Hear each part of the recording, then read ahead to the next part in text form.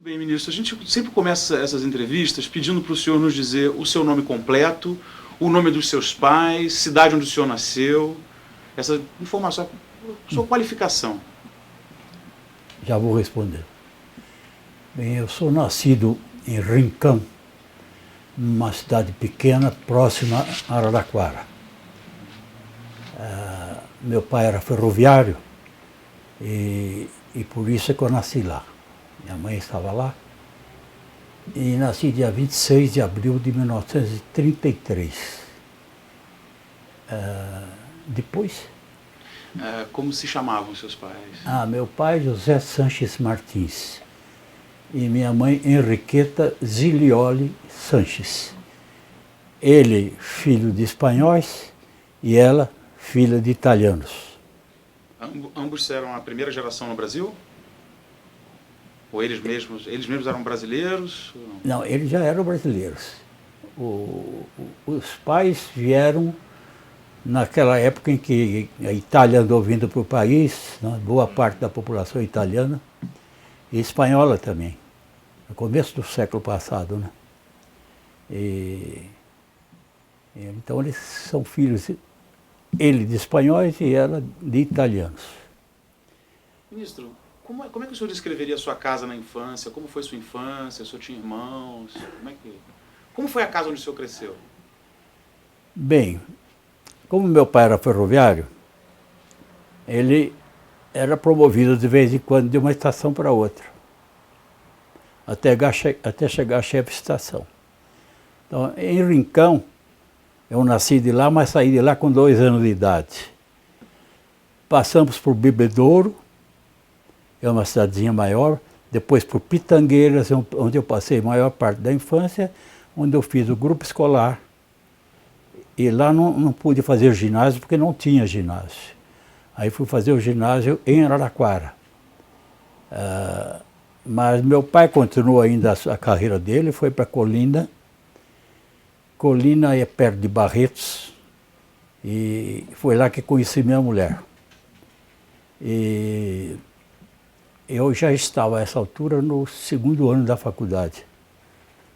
Já estava com 25 anos. Enfim, o ginásio eu fiz em Araraquara, porque não havia ginásio em Pitangueiras. Pois o 3º clássico, o cursinho vestibular, e o primeiro emprego em São Paulo, e a primeira pensão onde eu morei, tudo foi em 53. Já estava com 20 anos. Passei no primeiro vestibular, não houve problema. Emprego arrumei fácil, porque eu era muito bom datilógrafo. Comecei a trabalhar em Pitangueiras com 11 anos de idade em cartório. E me tornei um bom datilógrafo.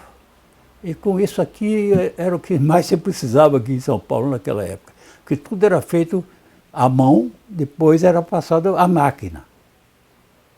E era o que eu fazia. Uma parte eu fazia à mão, um setor de serviço, de procurações, e a outra parte eu era datilógrafo. E ganhava por linha. E como eu era muito bom datilógrafo, eu ganhava bem. Ganhava bem para a minha idade e para a minha posição, que nunca tinha tido salário bom.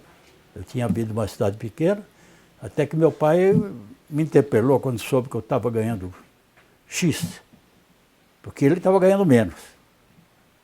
Aí tive que responder por quê.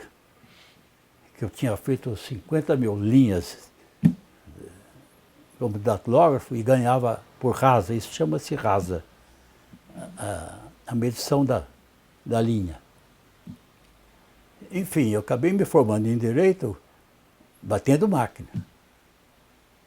E mesmo depois de advogado, continuei no mesmo prédio onde era o último cartório onde eu trabalhei aqui em São Paulo, que era tabelionato, não era já mais cartório judicial. O de Pitangueiras era cartório judicial, que envolvia inquérito policial, envolvia registro de imóveis, registro de títulos e documentos.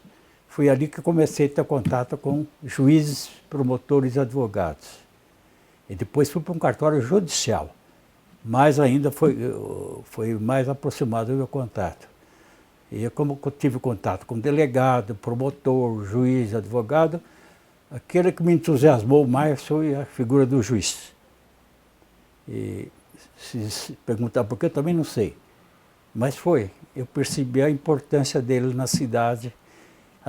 Tudo ele decidia sobre honra, sobre liberdade, sobre falência, sobre concordata, sobre casamento, sobre inventário, sobre arrolamento, sobre testamento. Tudo isso, quem decidia era o juiz. Os outros, os advogados, preparavam. O promotor opinava. O escrivão preparava. O delegado funcionava nos casos de inquérito policial, de crime. Mas quem decidia mesmo era o juiz. Então eu via nele uma grande responsabilidade no meio social. E me entusiasmei por aquilo. E, por sinal, uma das coisas que eu fiz, já estava estudando em Araraquara, mas vim passar as férias em Pitangueiras. E meu pai me disse que o juiz estava precisando de um datilógrafo, porque ele estava preparando um livro sobre um repertório de jurisprudência do Código Penal. E eu fui incumbido por ele de datilografar as fichas de jurisprudência. E por incrível que pareça, os acordos que eu mais datilografava eram os do Supremo Tribunal Federal. Sem nunca pensar que um dia eu poderia ser ministro do Supremo Tribunal Federal. Aliás, não sabia nem que eu ia me formar em Direito. Não sabia nem que ia ser juiz de Direito. De maneira que aquilo foi um contato assim, bem importante na minha vida. Porque a partir dali eu firmei a convicção de que eu queria ser juiz mesmo. Você lembra exatamente quando o senhor firmou essa convicção? Alguma lembrança particular? Bom, os meus contatos... Algum nome particular que o inspirou? Quando eu comecei a trabalhar, eu tinha 11 anos de idade, foi em 1944. Tinha saído do grupo escolar em 1943. Então eu trabalhei em cartório, mas depois eu tive que ir para o ginásio em Araraquara, porque Pitangueira não tinha. E eu estava na quarta série do ginásio, quando numa das férias fui para Pitangueiras, e lá o meu pai falou que o juiz, que era o Dr. Valentim Alves da Silva, depois desembargador do Tribunal de Justiça, e foi ele que me recebeu quando eu fui para o Tribunal de Alçada Criminal. Ele que me conduziu, e ele esteve na minha posse no Supremo. Por sinal, chorou na minha presença e fez me chorar também. E comecei com ele a ter fichas de jurisprudência. Então foi isso. O senhor entra na faculdade de Direito em 1954. Isso. Era um contexto político que o país passava bastante agitado. 54 é o ano do morte suicídio de Vargas. Getúlio Vargas. Isso era vivenciado pela faculdade? O senhor passou por isso? O senhor fez política acadêmica durante a faculdade? Como é que o senhor passou por esse cenário? O que eu me lembro muito da data do suicídio é que em São Paulo o comércio fechou. Houve grandes manifestações na rua, na faculdade. E eu próprio só trabalhava e estudava. Não tinha militância na política acadêmica. Tive depois na política associativa, na Associação de Magistrados. Mas o tempo de acadêmico, na verdade, não tinha nem tempo para isso. Trabalhava o dia inteiro. No primeiro ainda estava fazendo o terceiro ano do clássico, de manhã. Trabalhava à tarde, fazia o cursinho à noite. E ainda chegava em casa, tinha que estudar para poder fazer o concurso, fazer o vestibular. Mas houve grande agitação em São Paulo, aliás, no país todo, né? Porque foi muito traumático, né? E na faculdade, como o Getúlio era tido como ditador, os chamados operários achavam que ele não era pai dos pobres. Ou pelo menos ele se intitulava. Então a população era muito dividida.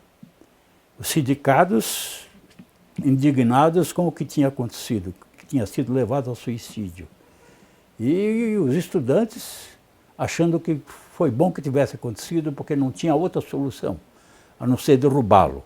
E derrubá-lo seria muito difícil, até porque ele tinha sido eleito democraticamente. Nas outras vezes ele era ditador mesmo, deu golpe de Estado, né? Mas nessa década, nesses 5 anos, ele tinha sido eleito. Aliás, eu trabalhei na preparação dos títulos eleitorais em Pitangueiras para a eleição. Eu não sei se foi dele ou do Gaspar Dutra. Eduardo Gaspar Dutra, né? Eurico Gaspar Dutra. E as fichas os livros de alistamento eleitoral, os títulos, eram dactilografados. E eu que datilografava. Aqueles que têm a fotografia ainda, tem assinatura, e que era um orgulho para todos, né? Mas ainda é. Mas naquele tempo se via de outro modo. E foi assim que... Mas durante meu tempo de faculdade não tive militância, não. Apoiava candidatos lá, mas não tinha nada ostensivamente. E o senhor tinha na faculdade algumas matérias de predileção, professores de predileção, professores mais próximos, mais marcantes? Olha, eu tive um professor, Alfredo Buzaido, que era professor de Direito Civil. E depois eu fiz mestrado e doutorado com ele em Direito Processual Civil. E depois vinha sucedê-lo no Supremo Tribunal Federal, na cadeira dele. Há coisas extremamente coincidentes, né? Eu tinha uma grande admiração por ele, pelo talento dele, né? Politicamente ele não teve muita sorte. A vida dele foi muito contestada politicamente, porque ele foi ministro da Justiça dos governos militares, né? E dizem que ele era o mais cordato o mais de bom coração do grupo ali. E quem me disse isso uma vez foi o próprio ministro Moreira Alves, que trabalhou com ele, no tempo que ele era ministro da Justiça, o Buzaide. E ele, Moreira Alves, era assessor de gabinete dele.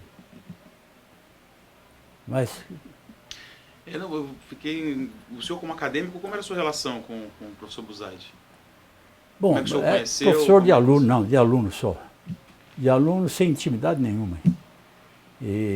Mas tinha professores como Goffredo da Silva Teles, como Miguel Reale, Noé de Azevedo, Washington de Barros Monteiro, Macir Amaral Santos, que depois veio a ser ministro do Supremo Tribunal Federal, Ernesto Leme, Lino Leme,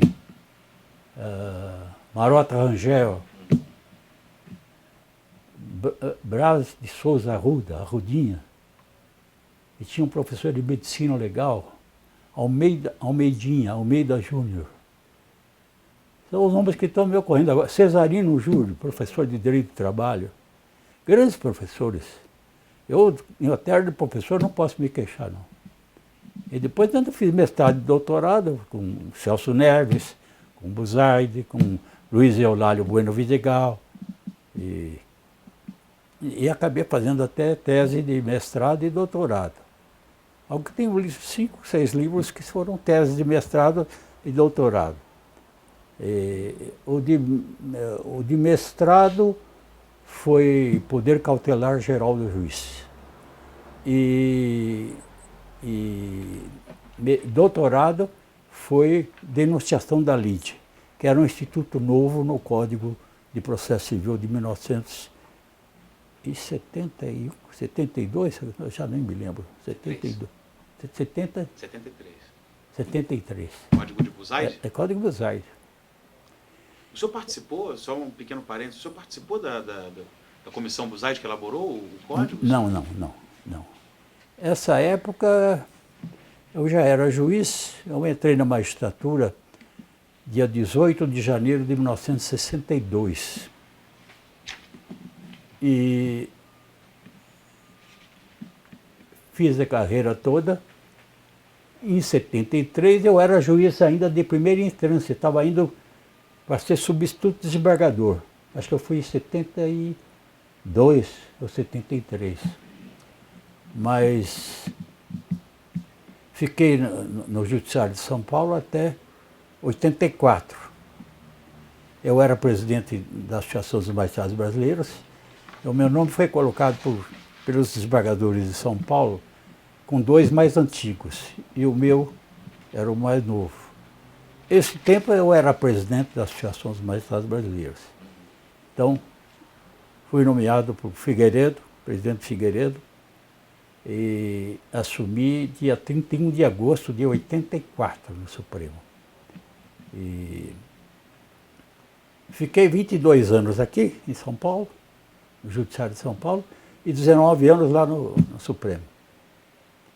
E no Supremo fiquei desde o dia 31 de agosto de 84 até 26 de abril de 2003, quando eu completei 70 anos, que é o limite de idade, né? Ministro, se você me permite voltar um pouquinho ainda para a sua faculdade, o senhor nos contou vários nomes de professores que lhe marcaram, colegas, alunos, colegas de sala, que marcaram sua graduação em Direito. Colegas, um é muito meu amigo, que é o Ives Gandler da Silva Martins, que é um jurista consagrado, constitucionalista, tributarista, é membro da academia que eu integro também, Academia Paulista de Letras Jurídicas. E me lembro também do Márcio Tomás Bastos, que foi ministro da Justiça. Né? Mas tinha muitos outros, tinha o Zé Inácio Botelho de Mesquita, que é um grande processualista, né? Tinha o Irineu Strenga, que se tornou titular da faculdade também de Direito Internacional, já falecido. E há muitos nomes de expressão, mas muitos foram para a magistratura. E eu, que já tinha a ideia fixa de fazer concurso para a magistratura, então fui no primeiro. Tive sorte, passei em primeiro lugar. Não sei se eu devia confidenciar isso, mas como é motivo de orgulho, eu acho que não devo esconder também. E foi a coisa maior que aconteceu para meu pai e para minha mãe. Quando cheguei em casa, falei que eu tinha passado, eles já me abraçaram. E ainda falei para eles, ir em primeiro lugar. Aí meu pai sentou, não conseguia nem falar. Ferroviária. Meu pai tinha 4 meses de escola rural, filho de colono de fazenda. Ele não tinha nem curso primário completo. E ele escrevia melhor que eu, porque aprendeu sozinho, aquele autodidata. Mas o máximo que ele conseguiu fazer um concurso para a estrada de ferro. Era telegrafista naquele tempo, né? Tudo era por telégrafo. E então ele passou e fez a carreira e chegou a chefe de estação. Agora teve um filho que é ministro supremo, um filho que era alto funcionário do Banco do Brasil, presidente da cooperativa funcionário do Banco do Brasil, e uma filha que é professora secundária. Quer dizer, ferroviária. E minha mãe era de prendas domésticas, como se falava antigamente, né? Cuidava da casa e cuidava da gente. E os seus irmãos, eles continuaram em Pitangueiras? Como? Seus irmãos continuaram em Pitangueiras? Não, o meu irmão já é falecido, o mais velho. Ele também nasceu em Rincão, mas também morou em Pitangueiras. E essa minha irmã é de 47, ela é 14 a 15 anos mais nova que eu. Ela nasceu em Pitangueiras. E em Pitangueiras, eu e meu irmão passamos a maior parte da infância. Eu fiquei até 14 anos em Pitangueiras. E o meu irmão, não sei se saiu um pouco mais cedo, um pouco mais tarde, que saiu mais tarde. E essa minha irmã saiu depois, quando meu pai e minha mãe foram para Colina. Ela era menina ainda, e ela ainda foi. Essa minha irmã, como eu já tinha 14, 15 anos, quando ela nasceu, foi um acontecimento, né? Eu escolhi o nome, eu levei-a para a primeira aula de piano, tenho as primeiras fotos dela. Eu considero essa irmã como se fosse minha filha, e os filhos dela como se fossem meus netos. São coisas, né? O nome dela é Vera Lúcia. É que eu falei para minha mãe, verdadeira luz, mamãe. A senhora não quer a verdadeira luz no nome da sua filha? E ela aceitou na hora. Assim que o senhor se formou, antes se formou em Direito pouco antes de entrar na magistratura. O senhor teve um curto período que o senhor advogou? Durante 3 anos. O senhor pode falar um pouco sobre isso? Eu fui advogado de eu me formei em 58. Comecei a advogar em 59 e advoguei em 1959, 60 e 61. No final de 61 é que eu fiz o concurso para a magistratura e por isso que ingressei no dia 18 de janeiro de 62. Mas durante 3 anos, o meu escritório era no mesmo prédio onde estava o cartório onde eu trabalhava até então, até me formar. Todos os escreventes, tinha 60 escreventes, que me levavam serviço. Então eu estava indo muito bem na advocacia. E até fiquei tentado, vou entrar na magistratura, ganhar menos. Eu falei, mas eu faço questão. Fiz concurso e fui. E durante 6 meses eu ainda me aguentei com os novos salários de juiz, né? Pela renda que eu ainda tinha. Depois eu entrei no padrão do juiz e nada se alterou, né? Apenas saber não ficar rico, mas não passa fome, família se encaminha perfeitamente, não precisa fazer safadeza nenhuma para levar uma vida digna. E era isso que eu queria. As filhas são todas advogadas, são 4. As que estão comigo aqui, que a minha mulher já faleceu, né? Mas essa aqui é promotora, que lá é advogada do Estado, procuradora do Estado, as 2 são advogadas. E a de lá é que trabalha comigo. Se o senhor quiser, o senhor pode mostrar o porta-retrato para a câmera, que eu acho que ela não está pegando. Quer que mostre? Quer Consigo dar um detalhe lá. dar um detalhe lá? Falando? Como o senhor quiser, ministro. É. Essa minha filha promotora, essa minha esposa falecida há 6 anos, eu aqui no centro, a Cristina, esta é a Luciana, eu Cides, a Cristina é a mais velha, é procuradora do Estado. A Renata é a terceira, é advogada do escritório Machado Meia. E a Marge, a minha caçula, trabalha comigo aqui. Trabalhou 12 anos com o Saulo Ramos e há 10 comigo. E nós estamos aprendendo muito com ela. Parabéns, ministro. E aqui foi agora que eu completei 80 anos, eu que reuni as filhas e os parentes, os amigos, mas a esta altura minha esposa já tinha falecido. Ela foi uma das grandes responsáveis pelo tudo que eu conquistei na vida. Uma mulher batalhadora, guerreira, só não perdeu a guerra contra o câncer. E foi com 71 anos. Faz 6 anos e quase 10 meses. Mas conheci lá em Colina numa das férias da faculdade. E o pai dela era marceneiro. Ela tinha mais 5 irmãs. Eram 6 irmãs. As irmãs todas estavam nos meus 80 anos aqui. Com os filhos, com os netos. Só ela que não estava. Mas é isso. Vão perguntando porque eu perco o fio da meada. Não tem problema algum. Tá ótimo. Tá muito rico. Em 62 o senhor passa então no concurso para a magistratura e primeiro vai para o interior, não é isso? Mas Marcos, se você me permite, claro. Eu queria perguntar, ministro, como é que foi como foi o seu concurso? Que lembranças o senhor tem do concurso? O concurso, quem presidiu era presidente do Tribunal de Justiça, ou era presidente da banca, o desembargador Oliveira Lima.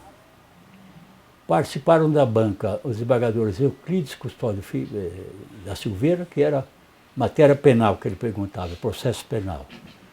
O desembargador Alceu Cordeiro Fernandes perguntava civil e processo civil. E o professor Celso Neves que perguntava, não era o Alceu Cordeiro Fernandes que perguntava processo civil, perguntava civil. E processo civil era o Celso Neves. De maneira que era essa banca.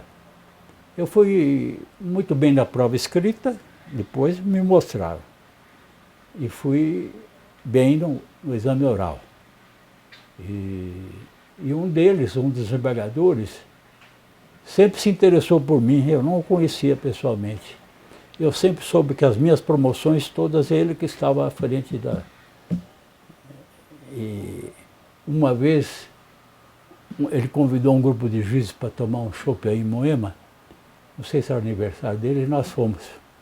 Tinha lá os mais antigos, sentados à mesa, né? A mesa daqui ali assim. E a Santos, ele me chamou de lá da ponta para sentar perto dele.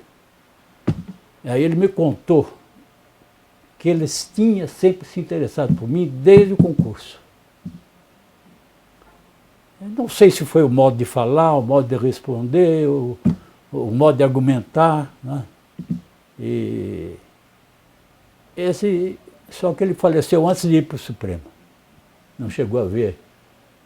Mas aquele juiz lá de Pitangueira, Valentim Alves da Silva, que me encaminhou e que me deu oportunidade para estudar direito diretamente nos acordos do Supremo Tribunal Federal, ele acabou sendo quem me recebeu no Tribunal de Alçada Criminal e quem foi assistir minha posse no Supremo Tribunal Federal. Como era o nome desse desembargador? Valentim Alves da Silva. Mas esse era o juiz que assistiu à posse do senhor? Era o juiz de Pitangueiras, que depois veio me conduzir, quer dizer, quando eu fui tomar posse no Tribunal de Alçada Criminal, já em segunda instância aqui em São Paulo, 3 juízes do tribunal conduzem o empossando até o palco onde fica a presidência. Ele é que me conduziu. Ele já estava no Tribunal de Alçada Criminal e ele é que me conduzia. Eu seria o mais novo e ele era o mais antigo. Mas perdão, depois ele foi... Eu me refiro a esse desembargador que... É esse mesmo, Valentim Alves da Silva. Esse desembargador que disse haver se interessado pelo senhor na prova? Não, esse é o Alceu Cordeiro Fernandes. Perdão, eu confundi um momento. Mas nunca fui à casa dele, nunca tive liberdade com ele. E havia uma época aí no tribunal em que na hora do lanche, os desembargadores estavam tomando lanche, os substitutos não chegavam perto, não. Só iam tomar lanche depois. Naquele tempo a gente só falava com os desembargadores se o desembargador dirigisse a palavra para a gente. Era um temor reverencial que era impressionante, um respeito muito grande. E depois, uma das coisas que eu fiz na magistratura foi mudar muito disso. Hoje, o contato do juiz com o desembargador é a coisa mais frequente, né? Depois que a Associação de Magistrados começou a ganhar a força que tem hoje, né? E eu antes fui primeiro vice-presidente da Associação Paulista de Magistrados. Mas isso já era juiz. Já era desembargador, acho. Em 70, já não me lembro as datas direito. Mas na década de 80. Foi a mesma década em que eu cheguei ao tribunal. Cheguei ao Tribunal de Justiça em 80 e fiquei até 84 lá. Depois é que eu fui para o Supremo. No início da magistratura, o senhor passou, como é natural, pelo interior. Eu saí do caminho. É o seguinte, o juiz substituto, naquele tempo, foi a primeira turma de juízes não vitalícios. Quando eram nomeados, passavam por um estágio e depois de observados pelos juízes titulares, que davam informações, é que seria aprovado ou não, vitaliciado ou não. Então, eu fui designado para o ABC, Santo André, São Bernardo, São Caetano. A circunscrição naquele tempo abrangia Guarulhos também. Pode dizer, mas tão perto de São Paulo? Foi bom. É lá que estava precisando de juiz. E eu fui o único juiz substituto lá, de maneira que eu substituía todas essas comarcas. Então, depois, eu fiquei eu fiquei como substituto de 62 a 64. De 64 a 65, eu fui juiz de São Bento do Apucaí, primeira instância. Porque começa numa grande comarca para aprendizado, para ter contato com juízes já veteranos, para depois responder sozinho por uma comarca menor. E eu fui então para São Bento do Apucaí de 64 a 65. Mas, nesse entretempo, eu tinha sido auxiliar em São Bernardo do Campo, que também não tinha juiz substituto. Eu era auxiliar do titular e já tinha levado a família para morar lá. E aí, eu fui obrigado a acumular a função de auxiliar em São Bernardo do Campo e titular em São Bento do Apucaí. Ia de ônibus, saía às 5 horas da manhã, na sexta-feira, para São Bento e chegava de volta à meia-noite. Mas ia só uma vez por semana a São Bento do Sapucaí, porque a comarca pequena dava para tocar perfeitamente. E São Bernardo precisava muito mais de um auxiliar do que São Bento precisava da minha permanência lá. Mas depois, eu fui para Guararapes, na segunda entrância. A primeira entrância foi São Bento do Sapucaí, que é perto de Campos do Jordão, divisa de Minas. Aliás, para poder entrar em São Bento do Sapucaí, você entra no estado de Minas e para depois reentrar no estado de São Paulo. É uma coisa curiosa. E aquele tempo era estado de terra, que o ônibus entrava ali. Mas ali, dali eu fui para a segunda entrância, Guararapes. Guararapes é perto de Araçatuba, mais de 600 quilômetros de São Paulo. E fiquei lá de 65 e 66. Depois, em 67, eu vim para Itapeva, terceira entrância, perto de Itapetininga, onde eu fiquei poucos meses, porque logo fui promovido para São Paulo. E fui ser substituto da capital. Aí eu substituía nas varas cíveis, varas criminais, varas de família, varas de fazenda pública, varas de acidente de trabalho, e também nas varas distritais. Mas eu fiquei muito mais tempo no cível. E, por sinal, aí que eu me lembrei, aquele desembargador, o seu Cordeiro Fernandes, que seguiu a minha carreira, falou assim, você foi para a primeira vara cível? Foi nesse dia que ele me contou. Porque eu quis. Porque eu fui titular da primeira vara cível, disse ele, eu queria que fosse você lá. E ele até arrumou uma permuta minha, porque a vaga não era a vara cível, a vaga era a vara de registros públicos, que eu estava concorrendo. E eu me inscrevi e fui indicado para a vara de registros públicos. Aí o doutor Alceu Cordeiro Fernandes convenceu o juiz da primeira vara cível a aceitar uma remoção para a vara de registros públicos. E então eu pude ser nomeado para a primeira vara cível. Ele tinha um orgulho que tinha sido diretor do fórum, porque a primeira vara cível era diretor do fórum, né? Naquela época, hoje nem sei se ainda é, mas deve ser. É chamado diretor do foro, mas é do fórum, não é do foro. É do prédio, né? É da administração do prédio. Mas por que eu estou falando isso? Depois terceira entrância, né? Depois quarta entrância, substituto nessas varas todas. Depois titular da mesma primeira vara cível. Fiquei substituindo na vara cível, da primeira vara cível, de 67 a 70. Depois fui titular de 70 a 72, também na primeira vara cível, já promovido. E aí fui removido para o quadro de substitutos de segunda instância. Aí substitui no Tribunal de Justiça, no primeiro Tribunal de Alçada Civil, no segundo Tribunal de Alçada Civil, no Tribunal de Alçada Criminal. Substituí todos esses, mas substituí muito mais no Tribunal de Justiça. E depois eu fui, já em 79, eu fui para o Tribunal de Alçada Criminal.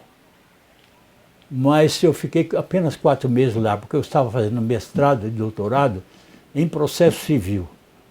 Então não era muito mais correlata a minha atividade, o Tribunal de Alçada Civil. Então eu me removi para lá, onde eu permaneci mais de um ano e meio. E depois fui a desembargador em 80.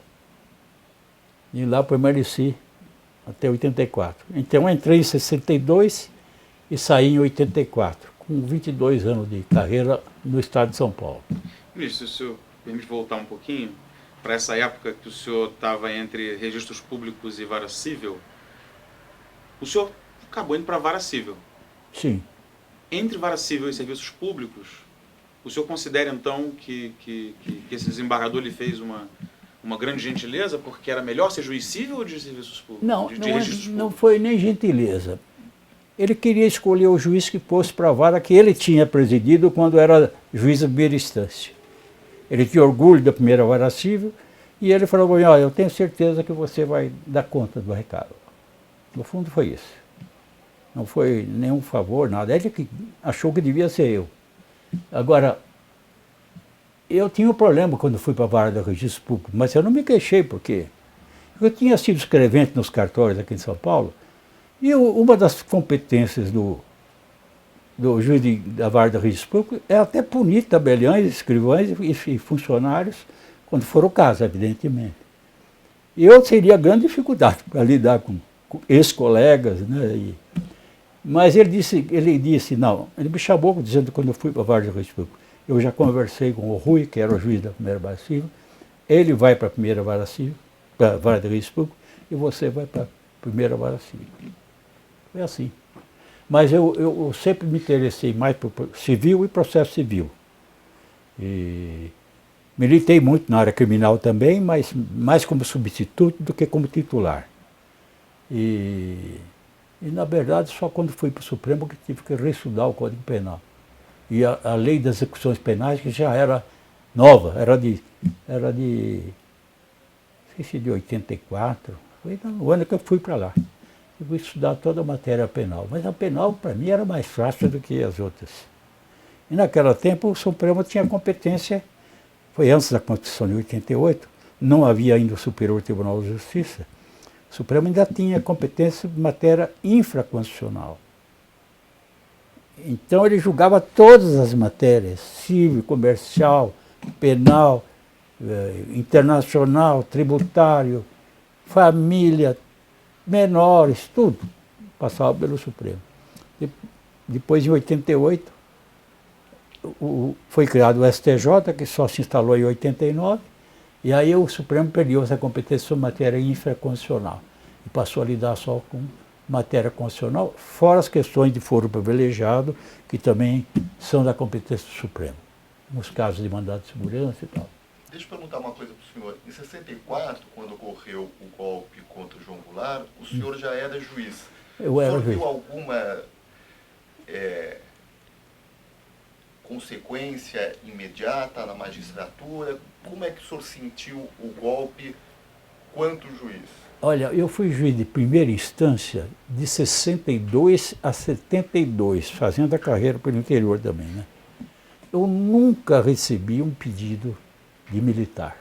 Nunca.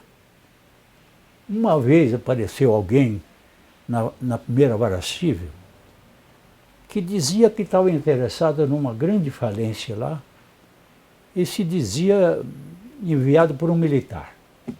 Mas não disse quem era, não disse o nome, nem eu posso confirmar que foi mesmo. O que ele queria era apenas que eu decidisse o mais rapidamente possível uma questão lá, que eu decidi.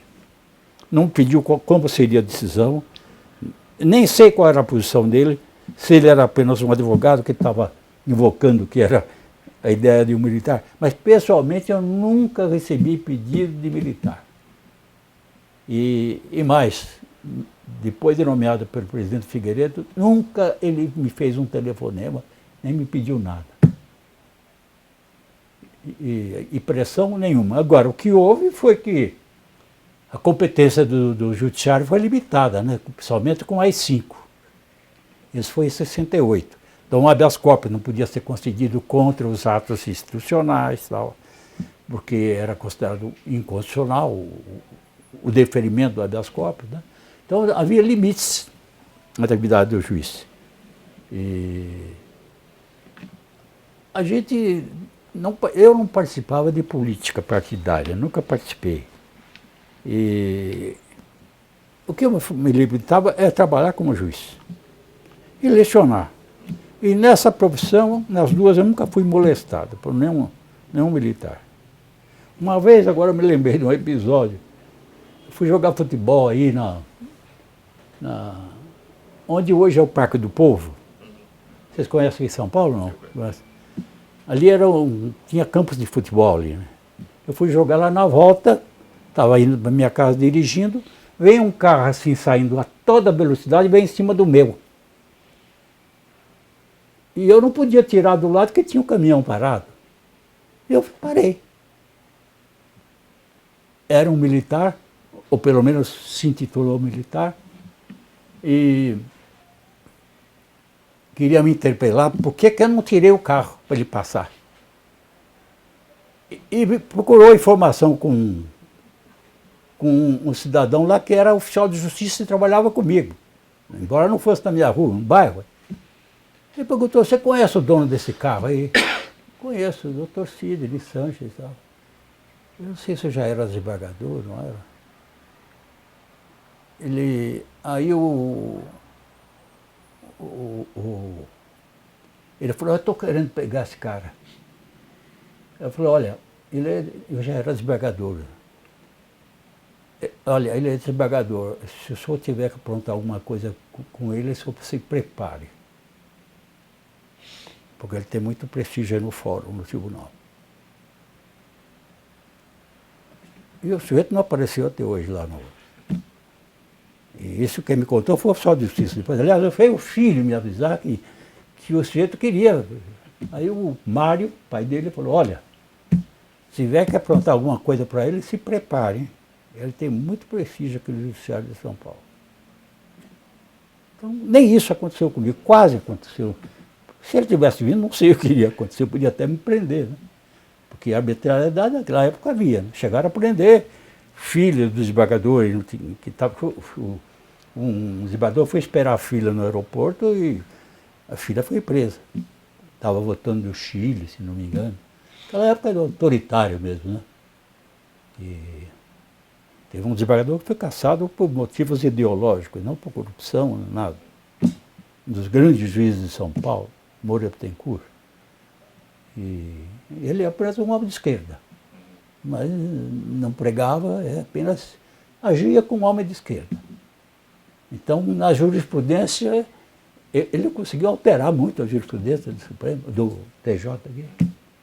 O concubinato foi uma obra dele, virou súmula do Supremo depois, o que ele sustentava. Naquele tempo, se não fosse casado, não tinha direito nenhum. A partir da pregação dele, a concubina passou a ter o mesmo direito da mulher legítima, desde que não houvesse adultério. Começou assim. Começou como sociedade de fato, como se fosse uma sociedade de fato. E depois, hoje, é até a união estável, está previsto até na Constituição. Esse desembargador foi um dos que... foi ele que inspirou toda essa doutrina. Foi cassado pela Revolução. Não foi por corrupção, foi sabidamente por motivos ideológicos. E só teve um desembargador do Tribunal de Justiça de São Paulo que ergueu a voz para fazer homenagem a ele.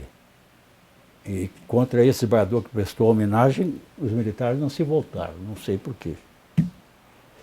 O prestígio era pessoal do senhor, ou o senhor acha que nessa época a magistratura tinha prestígio em relação aos militares, ao governo? Não, eu sempre fui muito procurado pelos colegas para ser diretor da Associação Paulista de Magistrados.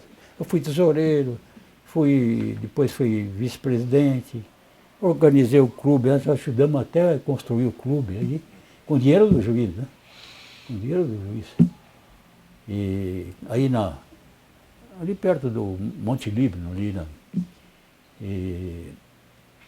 então eu tinha muita militância na atividade de magistrados. E aí vira atividade associativa. Né? Aí eu fui vice-presidente, primeiro vice-presidente. Só que eu era presidente de fato. Porque o presidente de direito era um desembargador já de idade, que falava assim para mim, doutor Sanches, naquele tempo só o presidente e o vice eram eleitos, os diretores não eram eleitos. O presidente e o vice é que escolhiam a diretoria. cada um a função que ia ter, tesoureiro, diretor cultural, diretor esportivo, diretor, enfim, todas as atividades. Então, esse desembargador falou, doutor Sanches, o senhor conhece mais a magistratura do que eu. Eu sou o presidente e o senhor é o primeiro vice. Mas para mim o senhor é o presidente. Porque tudo que o senhor fizer está bem feito. Se o senhor tiver alguma dificuldade, o senhor fale comigo. E algum tempo depois eu encontrei esse desembargador, Márcio Martins Ferreira, na sala das becas do Tribunal de Justiça. Doutor Sanches, o senhor nunca me procurou, como é que vai a associação? Eu falei, está indo muito bem. Mas eu não procurei o senhor porque o senhor me disse que quando eu soubesse resolver, eu não precisava procurar o senhor. Só quando eu não soubesse. Como tudo que aconteceu até agora eu soube resolver, pude resolver com os colegas. E, então, eu, na verdade, escolhi a diretoria e dirigi, porque eu que presidia as reuniões da PAMAG, né? E os desembargadores de vez em quando telefonavam, perguntavam, olha, vai ter um evento lá em Campos do Jordão, o que você acha? Devo ir, não devo ir? Não, vai sim. Aí ele ia como presidente, né? Mas, na verdade, depois ele se aposentou logo e veio a falecer. Mas ele fazia isso comigo. Eu falei assim, olha, ele subestabeleceu o mandato dele para mim. Por isso, muita gente da magistratura aqui, houve há pouco tempo uma homenagem aos ex-presidentes da Associação Paulista de Magistrados, e eu compareci e não fui homenageado. Então vieram falar comigo, todo mundo foi homenageado, você não foi? Eu falei, porque eu não fui presidente, eu fui vice-presidente. Ou diga, você foi vice-presidente? Ué, todo mundo acha que você foi presidente. Eu falei, não, foi presidente de fato, mas não de direito. E a homenagem para os presidentes de direito, não para os presidentes de fato. Então foi isso. Ministro, e o que é que o senhor fazia à frente da Associação Paulista de Magistratura? Bom, a bandeira nossa maior foi parar até na Constituição. Autonomia orçamentária, política e administrativa do Poder Judiciário. Era bandeira institucional, não era corporativa. Vencimento só entrava como assunto paralelo. Mas a bandeira era essa. E nós conseguimos boa parte disso, tanto que hoje o Supremo Tribunal Federal manda a mensagem, a proposta orçamentária dele para o presidente da República, mas o presidente da República, embora tenha opinião contrária, é obrigado a encaixar a proposta do Supremo Tribunal Federal para o Legislativo decidir se aprova ou se não aprova. E isso até houve problemas com alguns presidentes, e aí o Supremo fez uma reunião administrativa e chegou à conclusão que tinha que ser assim, porque a Constituição dizia isso. E dizia por força dessa campanha que nós começamos. E quando chegou a Constituição em 88, eu já não era mais presidente da PAMAG, mas alguns colegas que me sucederam na presidência da PAMAG e na Brasileira participaram muito da luta na elaboração da Constituição e conseguiram encaixar essa parte. Não foi completa. A autonomia política melhorou um pouco, porque o juiz de carreira, para ser nomeado para o Tribunal de Alçada ou para o Tribunal de Justiça, ele era escolhido pelo tribunal. O tribunal escolhia 3 nomes e quem nomeava era o governador. Isso por força das constituições anteriores, né? E nós achávamos que isso era uma interferência indevida do Executivo no Judiciário. Ou pelo menos que não deveria existir. E essa campanha saiu na Constituição de 88 também, tanto que os juízes hoje são nomeados pelo presidente do tribunal. O tribunal organiza a lista tríplice e o presidente escolhe um dos nomes. Essa é a parte de autonomia política. E também administrativa, o percentual no orçamentário de cada um. E isso tudo foi colocado, tudo não, uma parte foi colocada na Constituição, nem tudo passou. Mas, pelo menos alguma coisa se conseguiu. Por que o senhor diz que essa pauta, essa luta, era uma luta institucional e não corporativa? Porque a corporativa é voltada muito mais para os interesses pessoais dos magistrados, como vencimentos, prerrogativas, enfim. quando quer, por exemplo, uma estrutura melhor numa comarca do interior, e tudo isso é de interesse do juiz e do interesse da comarca, não é só dele, né? E do interesse do povo da cidade, né? Mas é muito mais próximo do corporativo do que do institucional. Institucional é esse tipo de bandeira que nós levantamos, né? E que acabou dando certo, pelo menos em parte. E a nossa ideia era colocar até um percentual no orçamento do Poder Judiciário, um mínimo de, não sei se era 5% ou 5,5% do que era dado para todos os ministérios e para todas as secretarias de Estado. Que era mais do que justo, porque o Judiciário é muito mais, é um poder, as secretarias é um órgão auxiliar do Executivo. Mas, para não parecer que era muita coisa que você estava querendo, eu queria começar com 5, para depois, se for o caso, ir aumentando. Mas isso não foi colocado na Constituição. E acho até que foi bom. É melhor mandar a mensagem com a proposta, o Executivo, se quiser, opina contrariamente, e o Legislativo decide. Aí fica observado o problema dos freios e contrapesos, né? Que é o que estabelece o regime democrático, né? Nenhum dos poderes é dono de tudo, né? Dono da verdade.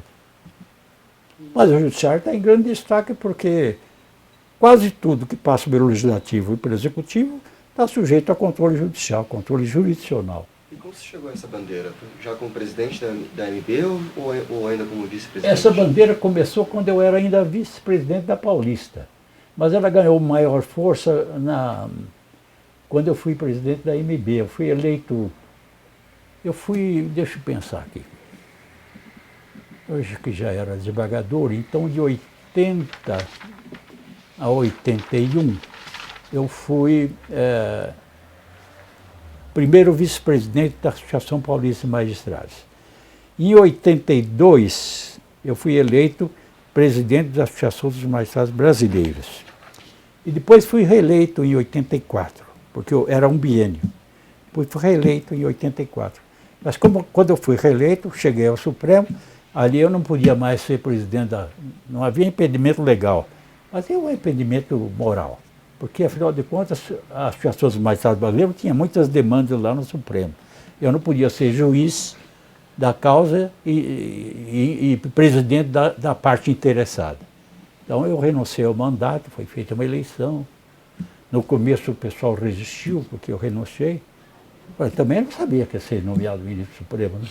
Agora, fui nomeado, não posso. Diz que ministro Supremo ninguém pleiteia, mas também ninguém recusa. Ou pelo menos não deve recusar. Mas conheço gente que recusou. Federico Marques recusou. E recusou porque ganhava mais como advogado. Ele se aposentou como desembargador, ganhava muito mais. E ele tinha a vida centralizada aqui. Era um jurista consagrado, não dependia de ir para o Supremo para ser um jurista consagrado. Então, foi assim. Mas você perguntou... É sobre como foram definidas essas bandeiras?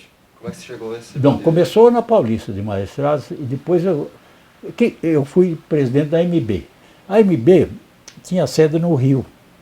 No fórum ali tinha uma saletinha. E como eu disputei a eleição exatamente com o candidato que o Rio estava apanhando, que era um candidato do Paraná. O senhor se lembra o nome dele? Renato Pedroso, o do Paraná. Mas era presidente da Associação Carioca, acho que o Marins Peixoto, se não me engano. Ou é aquele Felipe Miranda, não estou lembrando o nome todo dele. Mas nós ganhamos a eleição, São Paulo se uniu com Minas. Miranda Rosa? Miranda Rosa? Miranda Rosa. Luiz Felipe de Miranda Rosa. Luiz Felipe de Miranda Rosa. Mas eu não sei se ele já tinha deixado... Porque o Marins Peixoto tinha sido presidente do Tribunal de Justiça. E depois foi presidente da Associação Carioca de Magistrados. Fluminense de Magistrados, que eles falam. E eu não sei qual deles sucedeu, um sucedeu o outro. Mas eu percebi, porque foi uma luta que parecia São Paulo contra o Rio. E eu queria demonstrar, não, o que interessava é unir a magistratura. Mas no Rio, como é que estava funcionando? Só o pessoal do Rio se reunia ali, porque não conseguiram mobilizar a magistratura. Não tinha, eu nunca tinha participado de um congresso, senão depois que eu passei a ser primeiro vice-presidente aqui da PAMAG. Então, lá não conseguimos receptividade porque o Rio já estava apoiando o do Paraná, que era um bom desembargador, tem muito bom nome. E aqui o pessoal achou que eu deveria ser o candidato. E eu fui eleito. A eleição foi lá no Rio. O voto foi voto direto, né? Foi colhido no país inteiro, né? E a apuração foi lá no Rio. E eu percebi logo que eu precisava demonstrar para os colegas do Rio que eu não tinha nenhum motivo para ser hostil ao Rio, nem aos colegas do Rio. E então o que fiz? Escolhi colegas do Rio para trabalhar comigo. E colegas, alguns paulistas que eram juízes lá, desembargadores lá no Rio. E nomeei meu secretário-geral, um grande juiz de São Paulo, que tinha se aposentado e foi morar no Rio. Foram os que eu conhecia, porque os outros eu não conhecia pessoalmente. E aí foi levantada a bandeira. A magistratura é uma só. Não existe magistratura paulista, carioca, a magistratura é uma só. Como eu tinha que trabalhar aqui e não podia me afastar dos processos, abri uma subsede aqui, mas a sede continuou lá. E depois conseguimos uma sede em Brasília, que hoje é uma belíssima sede, né? Aquele tempo era saleta. Né? E sabe o que eu fazia? Eu ia, porque eu estava em atividade aqui como juiz substituto, desembargador, tinha muito serviço. Eu ia sexta-feira de manhã para o Rio e voltava à tarde. Eu fazia todo o expediente na sexta-feira. E de terno e gravata eu passava na praia para ir pegar o aeroporto, durante 2 anos pelo menos, de terno e gravata. Eu ainda falava para os colegas assim, do tribunal, assim, como é que vocês conseguem trabalhar aqui no tribunal olhando o mar, olhando a praia? E um deles falou para mim assim, mas pode ver que a minha cadeira está de costas para a praia, porque se eu começar a olhar também não vou querer trabalhar. E, enfim, virou uma irmandade. Aí trouxemos a Justiça Federal, Justiça de todos os estados, Justiça Militar e Justiça do Trabalho. Escolhi como vice-presidentes da AMB um de Goiás, um do Ceará, um da Bahia, um do Rio Grande do Sul. E eu era o presidente. Eram 4 vices ou 5. E o Rio não foi escolhido porque tinha sido adversário. Mas depois entrou na diretoria todo mundo. E ficaram todos meus amigos. Eu tinha muitos amigos lá no tribunal mais antigo, né? Tanto que uma vez, depois que eu me aposentei, eu vim trabalhar aqui num grande escritório, Trinche Rossi Batanaba, escritório de advocacia, que tem subsede lá no Rio. E resolveram me apresentar aos colegas lá. E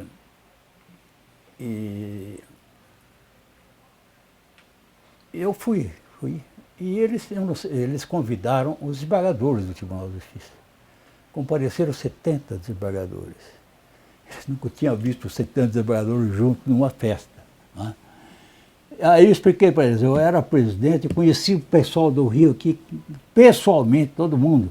Todo mundo me chamava pelo nome, e pelo apelido, nem só pelo nome.